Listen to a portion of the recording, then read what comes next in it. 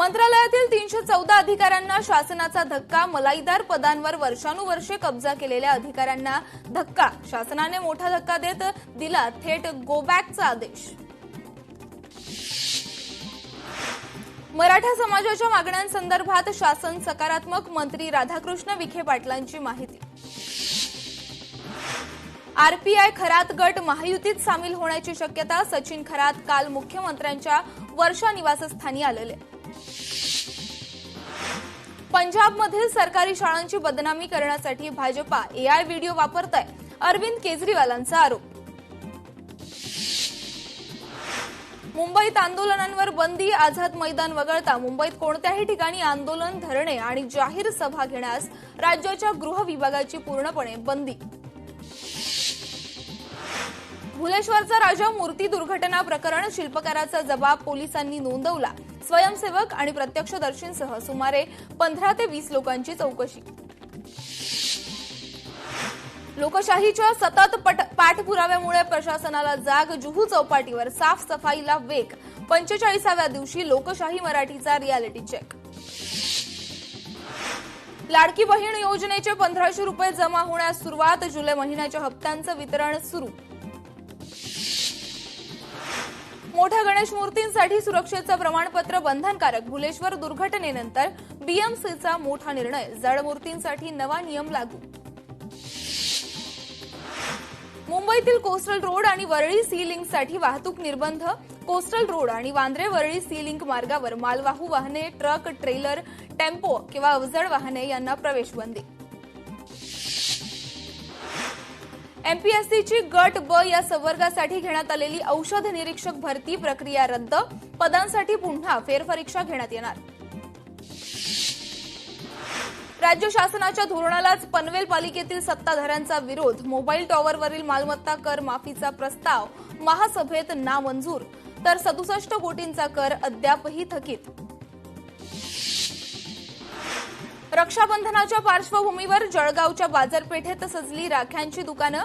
राख्यांच्या दरात 5 ते 10% वाढ. यवतमाळच्या आरणीत पक्का रस्ता नसल्यानं ग्रामस्थ त्रस्त. आमदार राजू तोडसाम यांनी ग्रामस्थांसोबत दातोडी ते जुना थड आणि जुना थड ते गुढा रस्त्यांची पाहणी केली. भंडाऱ्यातील लक्ष्मी पतसंस्थेच्या खातेदारकांची पतसंस्था संचालकांच्या सैनिकी विद्यालयात धडक. वारंवार तक्रारी करून देखील जिल्हा उपनिबंधकांकडून समाधानकारक उत्तर न मिळाल्यानं मोर्चा. मिरजेत कोल्हापूर ते जालना जाणाऱ्या एसटी बसवर नशेखोरांचा हल्ला. वाहक आणि पोलीस गंभीर जखमी. हल्लेखोर ताब्यात. पुणे रेल्वे जंक्शनवर डीआरआयची मोठी कारवाई. 3.41 कोटी रुपयांचे अंमली पदार्थ जप्त. एका महिला प्रवाशाला अटक. नागपुरातील काँग्रेस नगरसेवक शुभम मोटघरे यांच्या घरावर मध्यरात्री गोळीबार. 2 अज्ञातांकडून गोळीबार. सुदैवानं कोणीही जखमी नाही.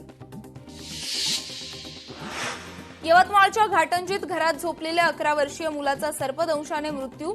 आर्यन चंद्रकांत तुम्मावर असं मृत मुलाचं नाव. नागपूरच्या बालाजी उपहारगृहाला अन्न सुरक्षा विभागानं ठोकलं टाळं. स्वच्छतेसह अनेक त्रुटी आढळल्यानं कारवाई.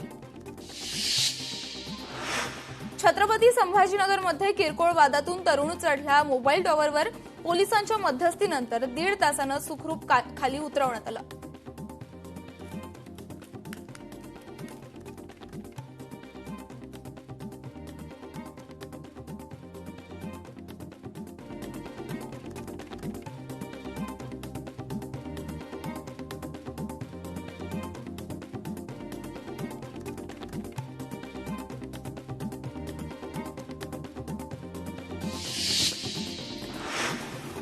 मॅडिसन स्क्वेअर गार्डनमधील आरएसएस कार्यक्रमाला झोरान ममदानींचा विरोध. आरएसएसची विचारसरणी भारताच्या बहुतांश आणि सर्वसमावेशक स्वरूपाच्या विरोधात असल्याची भूमिका. सुमारे 20 अब्ज डॉलर किमतीच्या अमेरिकी वस्तूंवर शुल्क लावण्याची कॅनडाची घोषणा. दोन्ही देशांमधील व्यापार युद्ध आणखी तीव्र होण्याची शक्यता. लोकशाही मराठी ऐका, पहा, जागरूक रहा.